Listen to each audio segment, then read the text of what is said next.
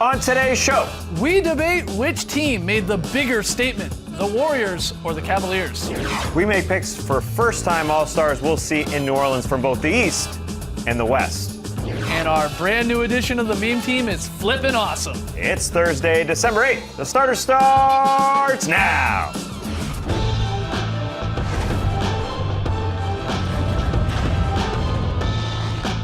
Good evening, sweet world, and welcome to the starters. Whether you're listening to the podcast, joining us live right now on NBA TV or a little bit later on YouTube, we're happy to have you. I'm Jay Skeets, and alongside me, as always, that's Tass Mellis. Everything I do is on social media. Everything. To his right, the international man of mystery, taking it to the max, Lee Ellis. Friend. Lily, and last, certainly not least, over there, it's the bearded one, it's Trey Kirby.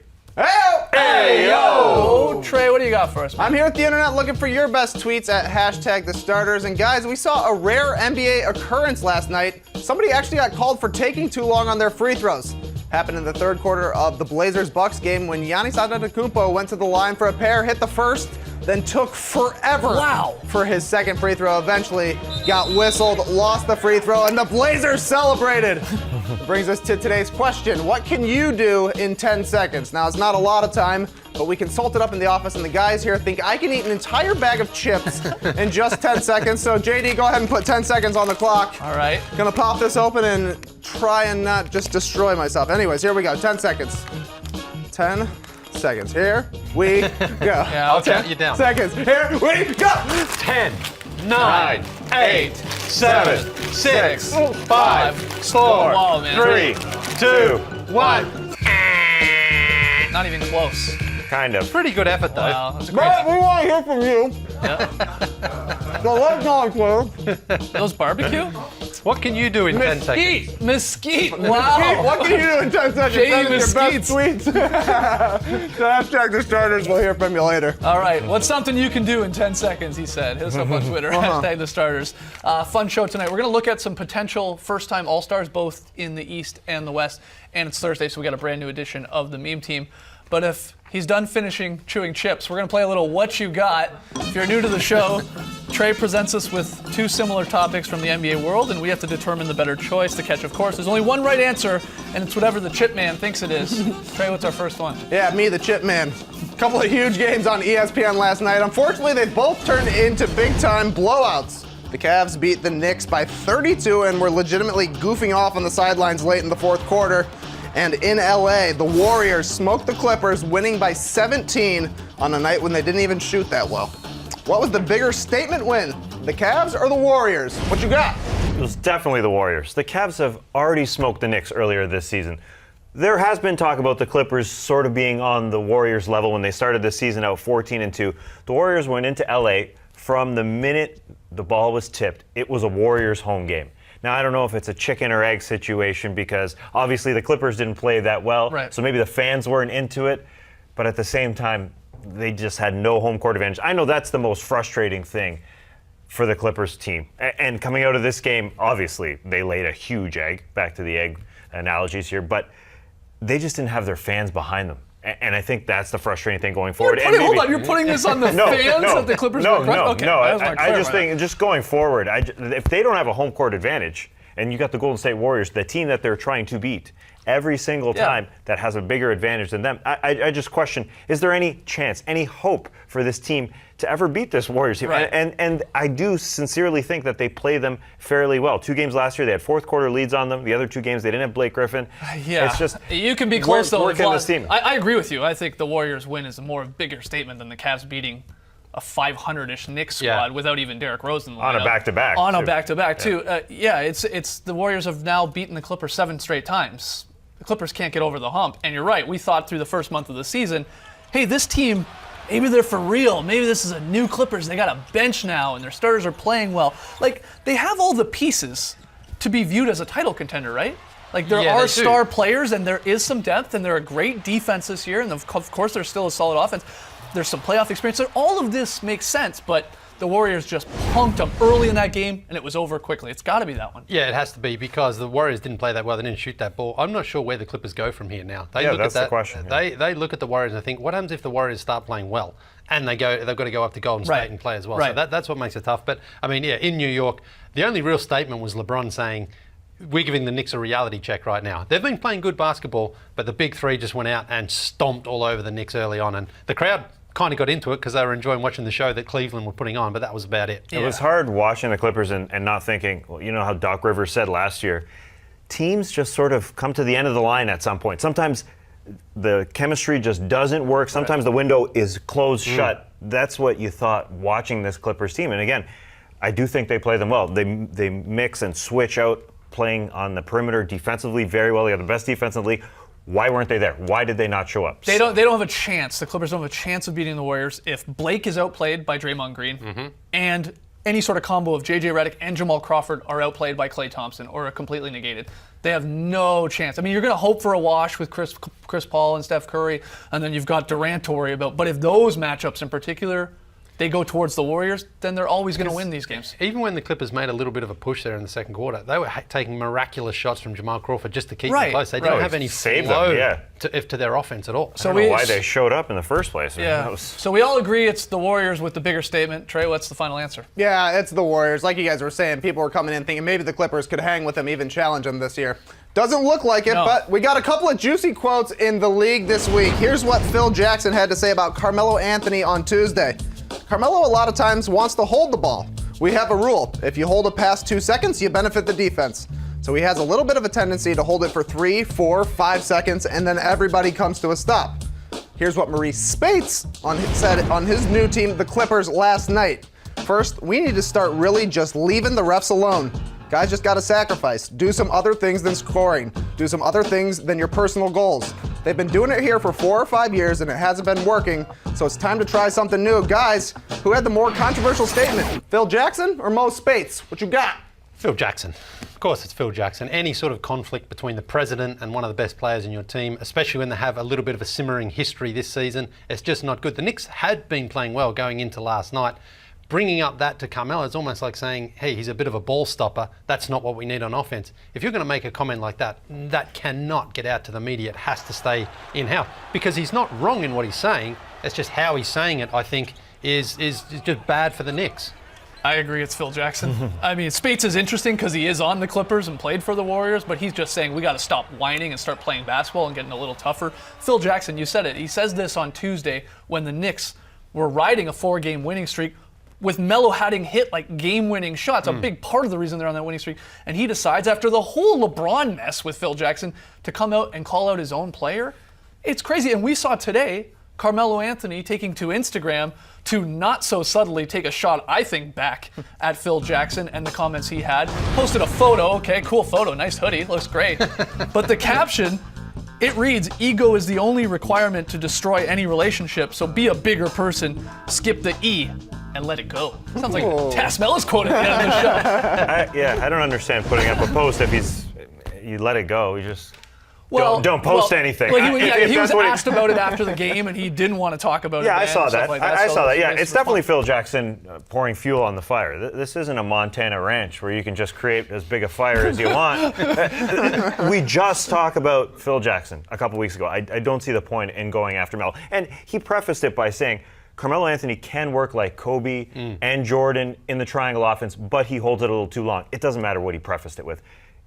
There's just no point in They don't saying run anything. the triangle offense. Why is Phil holding on to this? They don't run it all that often. Yeah, well, it's ridiculous. Yeah. Let it go. Triangle, square, parallelogram. It doesn't matter. It shouldn't be a part of the conversation. It should be done in private. If happens at all, Melo, yeah. if you're holding the ball a little too long, let's work this out. Let's figure this out. Right, Trey. in private. What's the answer to this one? Again, we all say Phil Jackson. Well, I thought it was Mo Spates, but Wow. you guys are actually maybe right. I just thought Mo Spates was kind of funny that he's been playing for the Clippers for like a month, and he's like, we complain a lot. Did you guys hear about that? Anyways, moving on. All Snapdragons, the Zings were flying last night.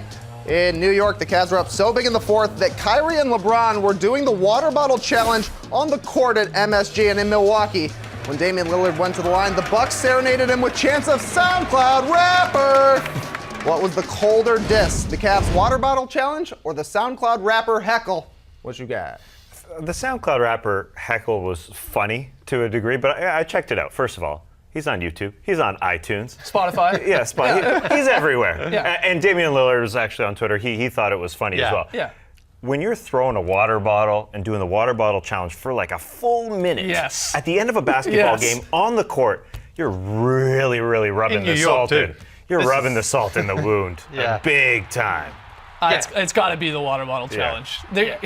I mean, I can't even believe this is happening This is during happening. a game Yeah. because Like that- they're killing them Yeah. after 3 quarters where your star players aren't even playing in the fourth. And look how intently they're watching this as Oh, well. they're so into into this.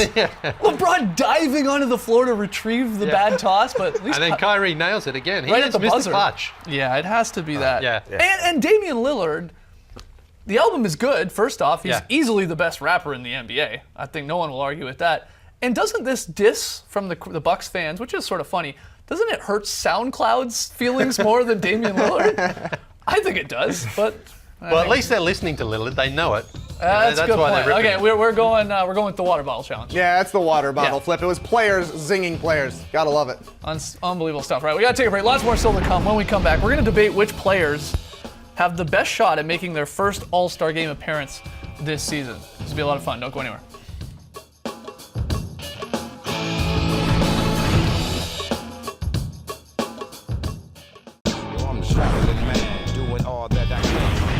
Back with the starters. Our good friends over at NBA.com asked their stable of writers this week some fun questions regarding the All-Star game. I wanted to throw them at the guys here and everyone listening and watching.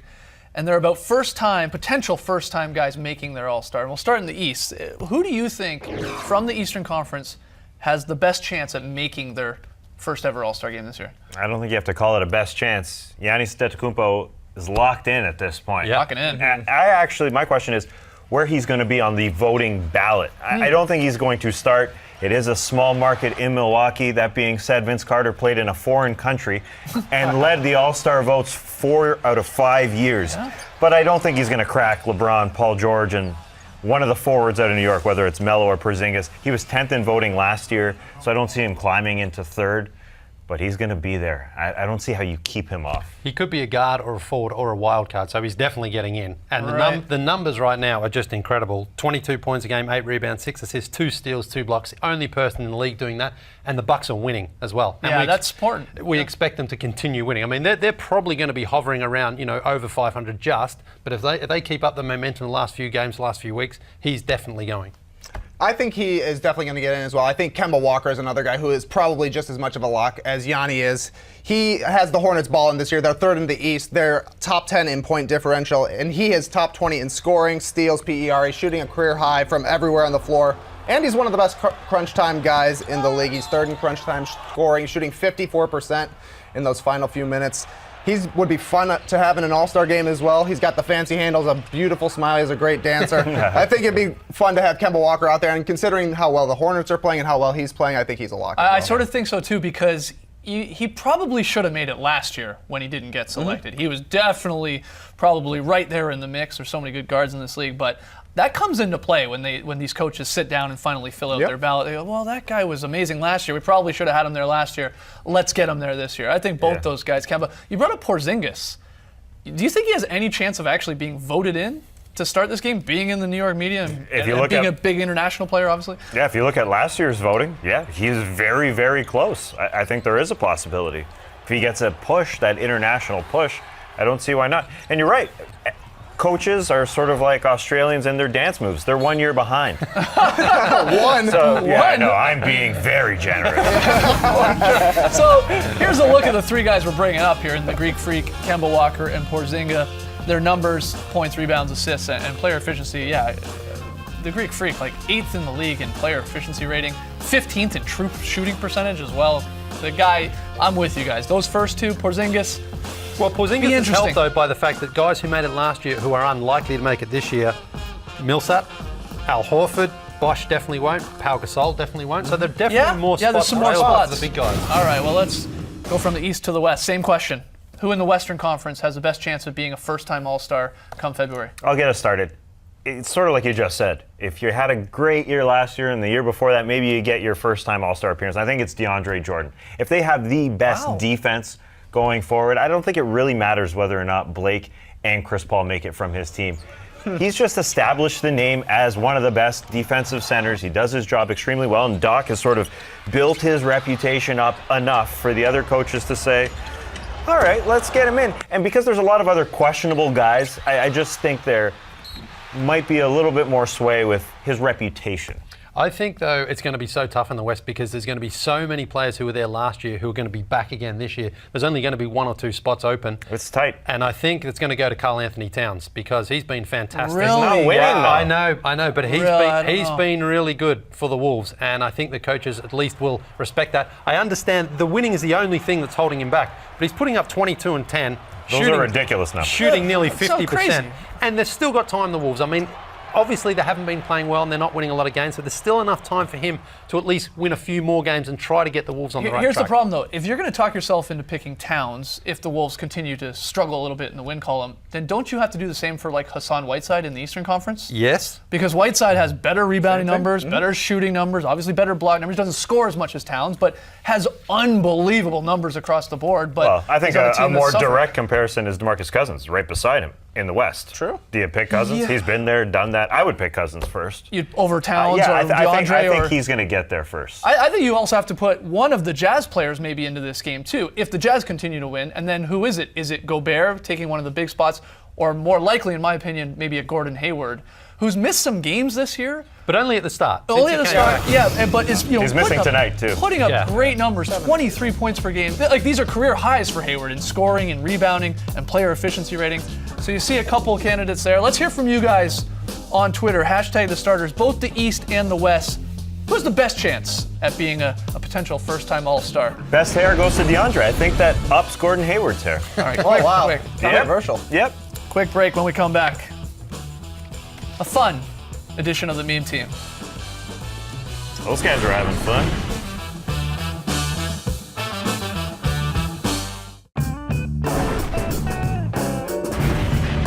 Back with the show. There's Trey taking down a bag of mesquite chips. We asked you, what can you get done in 10 seconds? You hit us up on Twitter, hashtag the starters. Trey got a few of the best answers. Yeah, MJ says that they could explain the plot of Space Jam. That'll take 3 seconds, maybe. Happy Life Day says, disappoint my parents. Just in 10 seconds. Wow, lucky for you. Dominic says, shoot 10 better trick shots than Lee Ellis is one. For sure. And finally, Holmeslice says, in 10 seconds, I can say, Antetokounmpo. Antetokounmpo. That was 5 seconds. You can still do it. Good stuff. Giannis Antetokounmpo. All right, keep those tweets coming. All right, it's Thursday, and on every Thursday, we scour the internet to bring you the Meme Team, our favorite weird and wacky moments from the past 7 days. Speaking of Giannis, it was his 22nd birthday this week. Happy birthday, Giannis. 22 years, 20 letters in that name. Happy birthday to him. Everyone wishing him a happy birthday. NBA going with the Greek god theme on Instagram. A birthday card signed by thousands of Bucks fans. Very, very cool. NBA on TNT, well, they take the cake with 6 of them. His name's long. You get it? That's awesome. Classic. Wednesday night, the Kings crushed the Mavs, and I mean crushed them. Whoa. Midway through the fourth, they took an 870-point lead. The Mavs did make a late run in this one, though. They only lost by 31 in the end, so good job, good effort. Cousins was still angry. Hey, if you're queasy, look away. Sorry. I'm sorry. I may have not gave that warning it was a little late. Kevin Hayward. Yeah, Wednesday night on ESPN. That's a real blowout. There's Kevin Love's tweet. He had some fun with it afterwards. It's not funny. funny. Sir Kicks-a-Lot, Draymond Green, we saw last Thursday, pop Harden in the face. Well, NBA on TNT had some fun with it. Finish him. Fatality. And then CJ Miles' wife Lauren tweeting, just praying Draymond doesn't kick my husband in the hibberts. We want to have kids one day. And a number one, nothing beats this. The water bottle challenge during a basketball game. These guys are trying to land a Dasani water. LeBron threw On like the 10 floor. feet. I know. And they're throwing it at each other. This is This is real time here, folks. They're just going at it. Basketball's happening right now Yes, while they're doing at this. the other end of the court. And I believe Kyrie Irving, if you listen carefully, he hits it right at the fourth quarter buzzer. That's clutch. That's clutch, That man. man's got the clutch gene. Yeah. Well, Kyrie did it. Trey, you've already eaten a bag of chips. Can you do the water bottle challenge? Oh! Come on, one more. Come on, one more. Momo. Nail it. Bang! Guys, One more, I'm so do it. sorry. Stick it, man. We've got time. I'm ready to explode. Chris Vernon, I'm sorry. We're not going to Awesome. commercial. Don't worry. Oh. Oh, man. Oh, Good stuff. Wow. It's when you don't care. That's when it happens. Yeah, you gotta do it casually. Yeah, do it casually. All right, one more break when we come back.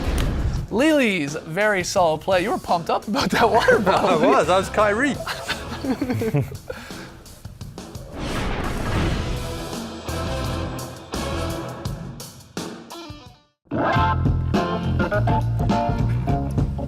Back with the starters. Last night's pick and play was the Warriors and Clips. I went with the Clippers. So I'm already in a hole, but I'm the comeback kid when it comes to pick and plays. I'm not worried. Tonight's game, it's the Blazers and the Grizzlies. This one's on League Pass. Trey, the only guy going with the Grizzlies, Lee, Tass, and myself going with the Blazers. Is Marc Gasol playing in this game? Questionable. Questionable. He's gonna play, he told me. Okay. Lee, where are we going for VSP? We're going to Los Angeles for yet another Warriors play. It's another pinball machine play. Look at the ball movement here. Everyone just gets involved, except for Steph. They leave Steph out in the cold in this one, but it doesn't really matter because it ends with a KD switch bomb. I mean, people say, hey, you show too many Warriors very solid plays. I keep saying, I don't pick the very solid play. It picks you. It picks me. That's beautiful, and that's what I call a very solid play. Phil Jackson must have loved that play. Ball moving around. Exactly, yeah. It's like, Melo, watch this, man. Tomorrow, it's Friday, so we got the Drop podcast. We're going to get into sort of the quarter season part of the quarter mark of the season in terms of awards, MVP and Coach of the Year. We'll get onto that. So check that out. It's up on iTunes and Google Play. We have a fan sign. We do. It's Edward out in Houston. Oh, sweet. And he says the very solid play is nothing to expletive with. And you're right, Edward. Very true. Says, It's a Wu-Tang quote. I get it. Good a stuff. great sign. Cool. Keep them coming in. We're having some really good signs this year. Yep. Hashtag the starters. Get those signs in. Tonight on TNT, we're getting started early here. It's the Wolves and the Raptors, or should I say Wolves and the Huskies. We got a dog matchup at 7 p.m. Eastern, followed by the Spurs and the Bulls. Should be a good one. Coverage begins very, very soon, right here on NBA TV. Can't wait to see that Huskies logo at center I love court. it. I love it. It's a beauty. Thanks for joining us, folks. And remember, if you want to execute the water bottle challenge, you gotta keep it casual. Praise the night, people.